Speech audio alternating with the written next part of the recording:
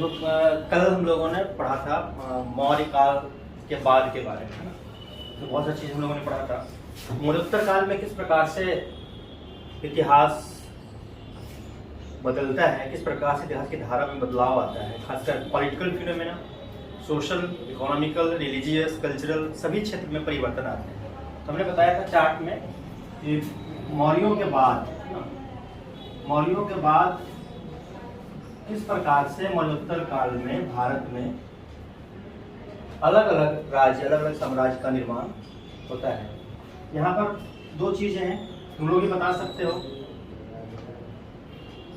एक तुम्हारा है देशी राज्य है, मतलब नेटिव स्टेट कह सकते हैं, एक तरफ से स्थानीय यहाँ के राज्य थे। और इतिहास में एक धारा है कि जब जब कोई बड़ा राज्य, साम्राज्य कमजोर होता है तो बाहर से आक्रमण प्रारंभ हो जाते हैं, ठीक है ना। तो यहाँ से बाहरी राज्य भी, बाहरी आक्रमण भी शुरू हो जाएगा। ये हम लोगों ने चर्चा किया, बाहरी आक्रमण। देशी राज्य में क्योंकि इंडिया का भौगोलिक जो क्षेत्र है, खासकर मौर्यों के काल में चंद्रगुप्त मौर्य ने, फिर बाद में बिंदुसार ने भी और अशोका ने भी अपने साम्राज्य में अखिल भारतीय साम्राज्य के निर्माण के साथ साथ उसको एस्टैब्लिशमेंट करके रखा, उसको प्रिजर्व करके रखा। जैसे उसका पतन होता है, मौर्यों का पतन होता है, तो इतने बड़े साम्राज्य को बनाए रखने वाला कोई भी ऐसा लीडर उस समय नहीं दिख रहा था, ठीक है।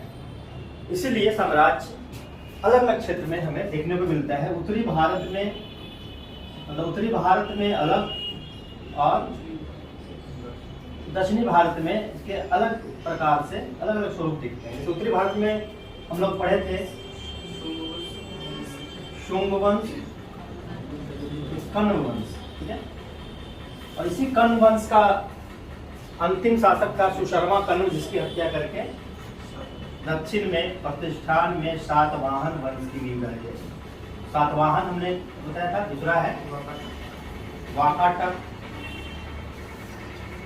इक्ष्वाकु, कदम, सब वंश वो दक्षिण भारत में। इसी प्रकार से बाहरी आक्रमण में हिंद यवन, यवन के बाद शक, शकों के बाद पार्थियन, पार्थियन के बाद कुषाण, कुषाण एक प्रकार का निर्माण करें। ये हम लोग को एक तरह से पढ़ना है। अभी फिलहाल हम लोग सातवाहनों के बारे में देखेंगे। सातवाहन राज्य साम्राज्य की स्थापना किस प्रकार हुई और किस प्रकार से यहाँ पर ऐतिहासिक परिवर्तन देखने को मिलते हैं। यहाँ सातवाहन वंश में सबसे पहली बात है, सातवाहनों का क्षेत्र यहाँ हमने बताया दक्षिणी भारत में था। तो क्षेत्र इसका है महाराष्ट्र। महाराष्ट्र के प्रतिष्ठान में इसकी राजधानी थी और बाद में आंध्र प्रदेश वाले क्षेत्र को भी ये जीतता है, ठीक है। इसलिए महाराष्ट्र और आंध्र प्रदेश दोनों ही क्षेत्रों को समझना है। अगर हम इंडिया के नक्शा पर इसको देखना चाहें इस तरह से, ये विंध्य पर्वत है यहाँ पर, ये महाराष्ट्र वाला क्षेत्र है, ये महाराष्ट्र यहाँ पर प्रतिष्ठान है, ठीक है। अब बाद में इसने आंध्र प्रदेश वाले क्षेत्र पर भी कब्जा किया है, जो आगे हम लोग यहाँ पर इसको देखेंगे। और जानकारी के स्रोत, आखिर इतिहास को पढ़ने के लिए विभिन्न प्रकार के सोर्सेज पर हमें निर्भर रहना होता है। कुछ प्रतात्विक सोर्सेज होते हैं, कुछ लिटरेरी सोर्सेज होते हैं।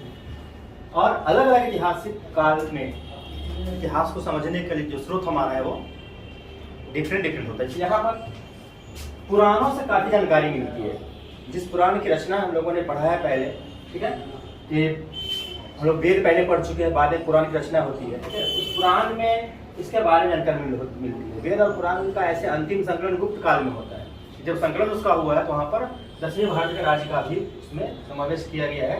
मत्स्य पुराण, वायु पुराण से इसके बारे में विशेष जानकारी मिलती है। इसके अलावा हाल के बारे में हम लोग पढ़ेंगे। हाल एक काफ़ी प्रसिद्ध शासक था सातवाहनों का, तो हाल ने गाथा सप्तती नामक रचना किया था, उससे भी जानकारी हमें, कंटेम्प्रेरी हिस्ट्री जानकारी मिलती है। कुछ अभिलेख भी पाए गए हैं, नैनिका, जिसे नागानिका भी कहा जाता है, उसके अभिलेख। नासिक प्रशस्ति गौतमपुत्र सतकर्णी की माँ बलसरी का है। कुछ सिक्के पाए गए हैं, सिक्के से जानकारी मिलती है। जानकारी के स्रोत के रूप में इसको तुम ऐसे रख सकते हो। और सातवाहनों को चूंकि आंध्र प्रदेश से भी इसका प्रभाव था, इसलिए इसको आंध्र जातीय भी कहा गया है, आंध्र द्वितीय भी कहा गया है, मतलब अन्य नाम के रूप में इसको इस प्रकार से हम लोग ऐसे रख सकते हैं, ठीक है। तो यहाँ आप देखो, यहाँ पर है सातवाहनों का जो राज्य, इसके संस्थापक था शिमुक। शिमुक इस वंश का संस्थापक था।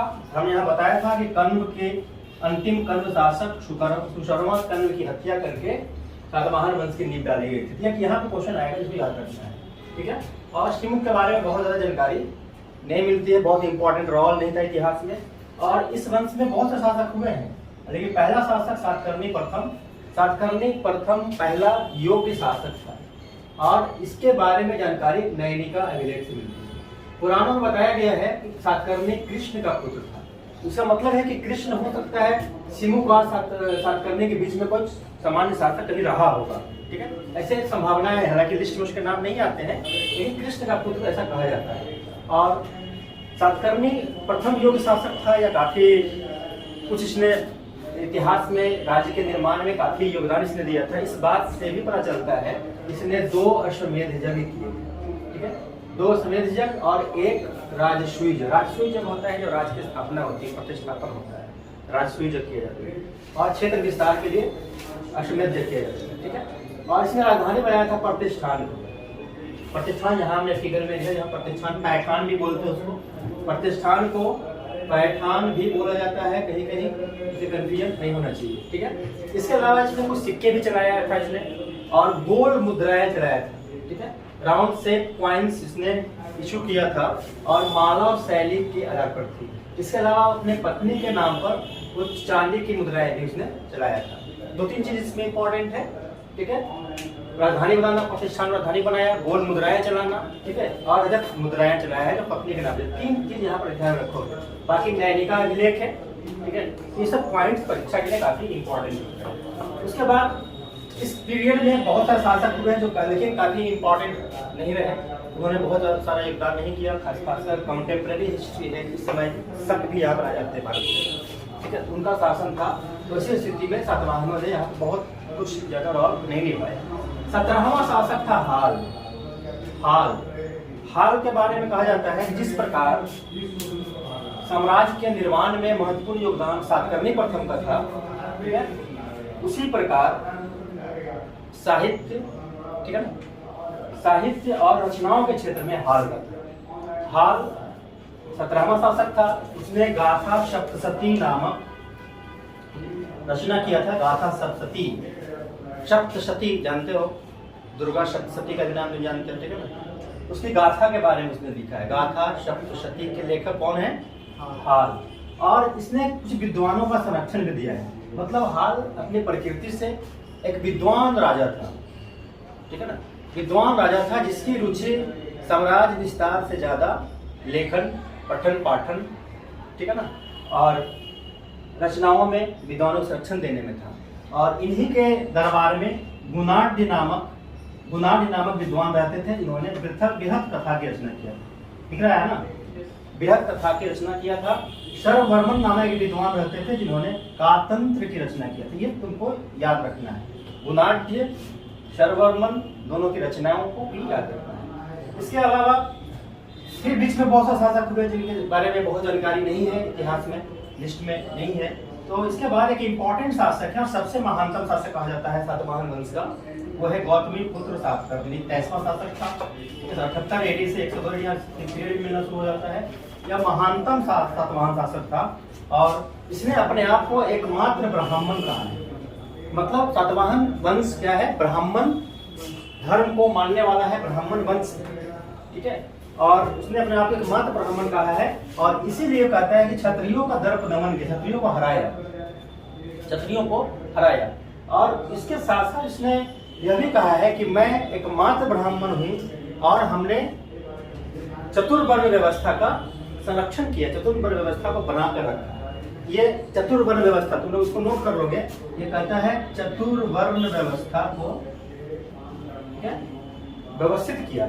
इसका मतलब क्या हुआ कि चतुर्वर्ण व्यवस्था में जो ब्राह्मण, क्षत्रिय, वैश्य और शूद्र के कॉन्सेप्ट हैं उसमें कहीं न कहीं सामाजिक समस्याएं आ रही थी और गौतमी पुत्र सातकर्णी ने उन सामाजिक समस्याओं को फिर से रीएस्टैब्लिश किया, समस्याओं को दूर करके, ठीक है। समाज के जो आधार है चतुर्वर्ण व्यवस्था उसको उसने रीएस्टैब्लिश किया, पुनर्प्रतिष्ठापन किया इसका। इसलिए वो कहता है कि मैं एकमात्र ब्राह्मण हूँ और हमने चतुर्वर्ण व्यवस्था का संरक्षण किया है, ठीक है।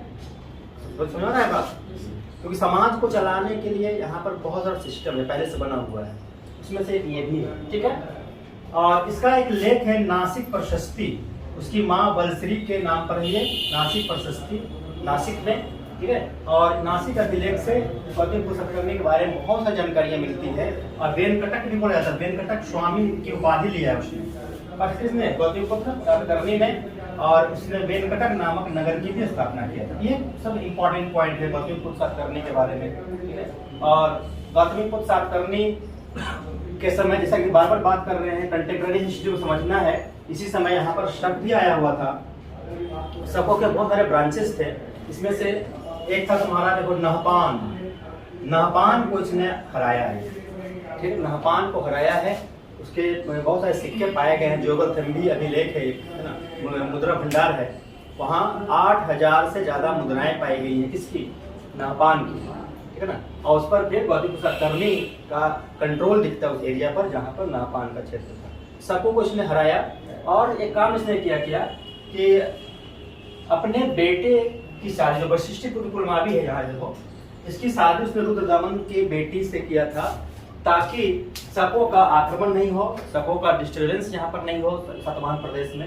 इसलिए वशिष्ठ पुत्र पुलमावी की शादी रुद्रदमन पुत्र से किया था।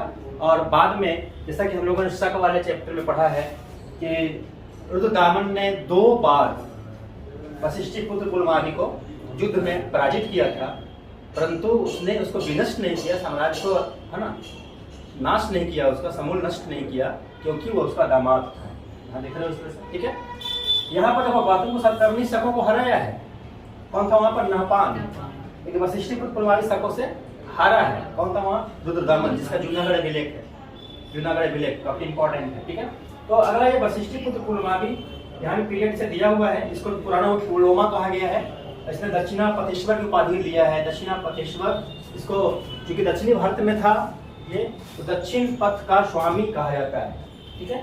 और आंध्र प्रदेश वाले क्षेत्र में इसी ने विजय किया, जो आंध्र प्रदेश क्षेत्र देख रहे हैं यहाँ पर हम लोग, इसको वशिष्ठ पुत्र पुलमावी ने ही विजय किया था, और इसको प्रथम आंध्र सम्राट कहा जाता है। अमरावती स्तूप की रैली का निर्माण इसने करवाया, और रुद्रदमन पुत्र से शादी किया, इसलिए शकों ने इसको विनष्ट नहीं किया, पहले हम चर्चा कर रहे हैं। इसके बाद के शासक बहुत इंपॉर्टेंट नहीं है, इसके बाद नाम लिख लोगे शिवश्री,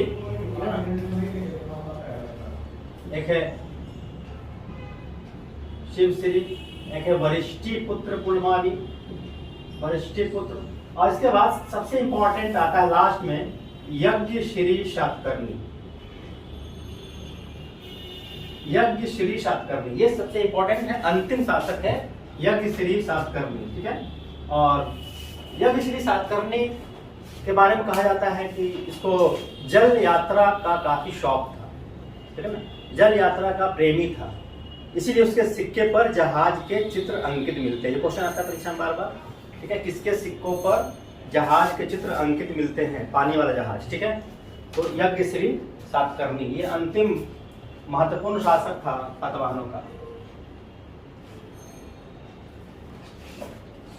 ठीक है। बस कितना मिनट हुआ? 14 मिनट, ठीक है, बंद कर दो, फैन बंद कर दो सर।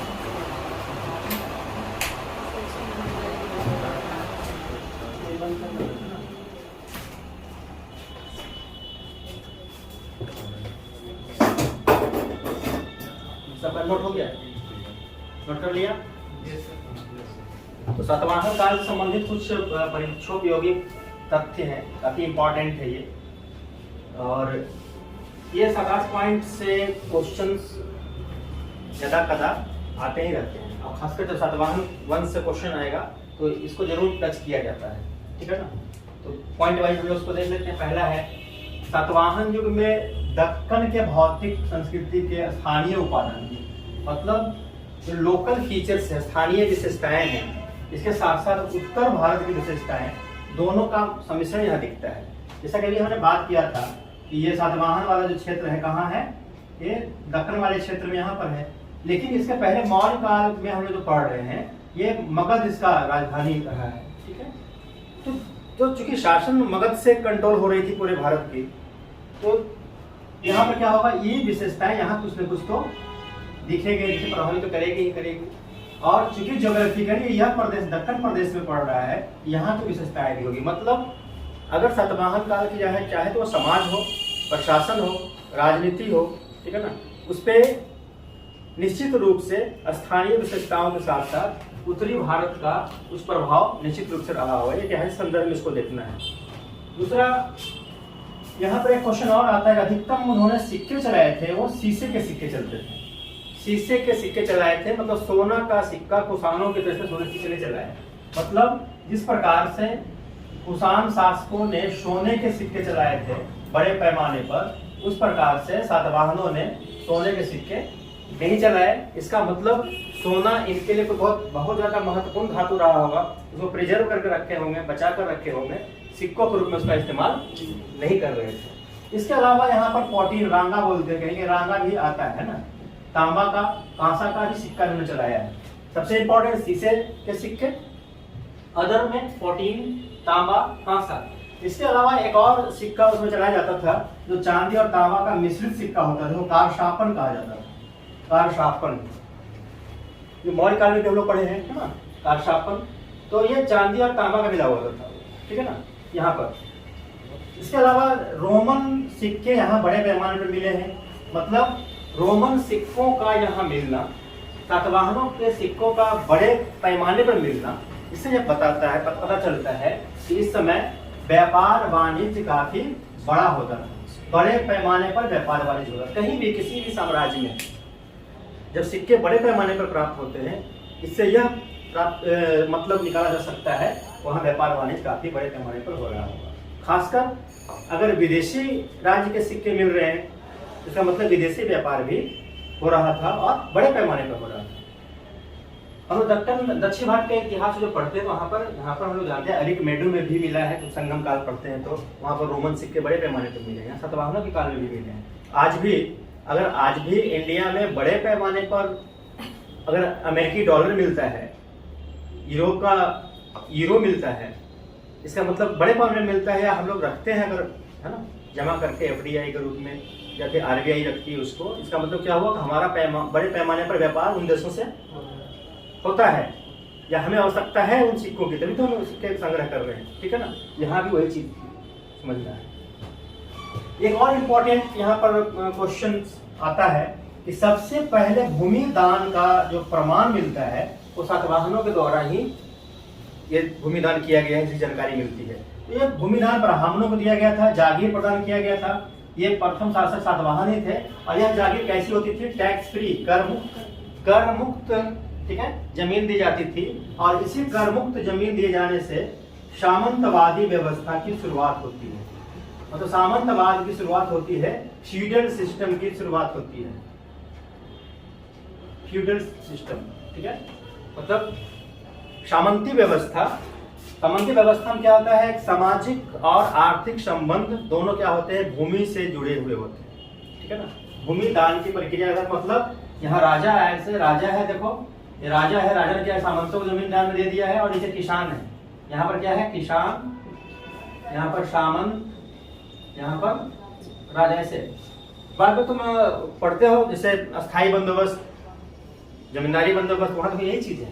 यहाँ सम्राट है, यहाँ जमींदार है और यहाँ किसान है, ठीक है। ये सिस्टम भी बाद में लंबे समय तक प्रिवेल करता है, अलग अलग फॉर्म में रहता है। ये बीच वाला भले बदलता रहता है, बाकी ऊपर और नीचे दोनों स्थिर रहता है। ये समाज का बहुत बड़ा ये दर्शन है। ये आज भी सोसाइटी का अपर पार्ट बहुत सारी घटनाओं से, बहुत सारी बातों से अप्रभावित रहता है। उसी प्रकार निचला हिस्सा भी जो होता है, सबसे नीचे लेमैन, सबसे गरीब आदमी, हाशिए पर बैठने वाला आदमी, वो भी क्या होता है? अप्रभावित रहता है। चाहे राजनीतिक बदलाव हो जाए, आर्थिक चेंजिंग बहुत भयंकर कुछ हो जाए, कोरोना जैसी महामारी में बहुत हाई वाला, बहुत लो वाला कुछ नहीं हुआ, ठीक है ना। बीच वाले ज्यादा प्रभावित हुए। जैसा आर्थिक परिवर्तन होता है, बीच वाले प्रभावित होते हैं, ठीक है ना। सामाजिक परिवर्तन में बीच वाले प्रभावित होते हैं। यहाँ भी देखो ये बीच वाला ही प्रभावित होगा। सामंत रहेगा, जमींदार रहेगा, जागीरदार रहेगा, बदलता रहेगा ये सब, नीचे वाला और ऊपर वही रहेगा। इस कॉन्सेप्ट को समझना है, इस चीज को, ठीक है। चलो यहाँ पर एक चीज याद रखना, प्रमुख बंदरगाह भड़ौच, ठीक है ना। नक्शा में भड़ौच यहाँ पर होगा, ठीक है। बहुत सारे ऐतिहासिक पीरियड बहुत महत्वपूर्ण बंदरगाह रहा है, गुप्त काल में भी रहेगा ये, ठीक है ना। और एक चीज और आता है जिसे हम लोग पढ़ा था हम लोगों ने, गौतमी पुत्र सातकर्णी, वशिष्ठी पुत्र पुलुमावी, वशिष्ठी पुत्र पुलुमावी, यज्ञश्री सातकर्णी। इस तरह से मतलब राजाओं के नाम के आगे माँ का नाम है, मतलब ऐसे दिखने में लगता है कि सातवाहन राज्य क्या है, मातृसत्तात्मक है या समाज में महिलाओं की प्रधानता है, लेकिन वैसी बात व्यवहार में नहीं दिखती, ठीक है। राजाओं के नाम मातृ प्रधान है लेकिन शासन पितृसत्तात्मक ही है, ठीक है। पैट्रियर्चल देख रहे हो ना, एडमिनिस्ट्रेशन यहाँ दिखता है क्योंकि मातृ प्रधान नाम है लेकिन वहां पर क्या होगा, सत्ता में हिस्सेदारी पुरुषों का है, ठीक है। ये सिर्फ ध्यान में रखना है।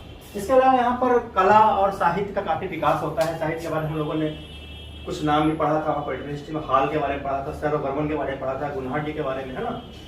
यहाँ पर ठोस चट्टानों को काट करके चैत्य का मतलब होता है बौद्ध पूजा स्थल। ये क्या है, पूजा स्थल है। बिहार क्या है, रेस्ट हाउस है। बिहार से बरसात के दिन लोग धूप छिपा करके वहां पर ठहरते थे। स्तूप क्या होता है, बोधिसत्व की मृत्यु के बाद उनके अवशेष को वहां पर रख करके स्तूप बनाया जाता है, ठीक है ना। ये चैत्य में कार्ले का चैत्य सबसे प्रमुख है। स्तूप में अमरावती का स्तूप काफी महत्वपूर्ण है, यहाँ पर ध्यान रखना है, ठीक है ना। और दो चीजें और, राजकीय भाषा उसकी थी प्राकृत सातवाहनों की, और लिपि थी ब्राह्मणी लिपि, ठीक है। और धर्म उनका ब्राह्मण धर्म था, पहले भी चर्चा हम लोग कर चुके हैं हम लोग। ब्राह्मण धर्म में यहाँ के राजा अपने आप को ईश्वर से तादात्म्य स्थापित कर, इक्विवेलेंट टू गॉड। कहीं कहीं क्या होता है, गॉड का लोग अवतरण कर लेता है, अवतरण रूप में अपना नाम लेता है, तुलना करता है। यह क्या है, खुद को उसे तादात्म्य में स्थापित किया है। और गौतम को साथ करने तो खुद को बलराम संकर्षण के बराबर समझा है। इस प्रकार से कुछ इसकी सांस्कृतिक विशेषता है सातवाहन काल की, जो परीक्षा में काफी इंपॉर्टेंट है। इन सबको बार बार रिविजन करना है। कहीं तो दिक्कत किसी को?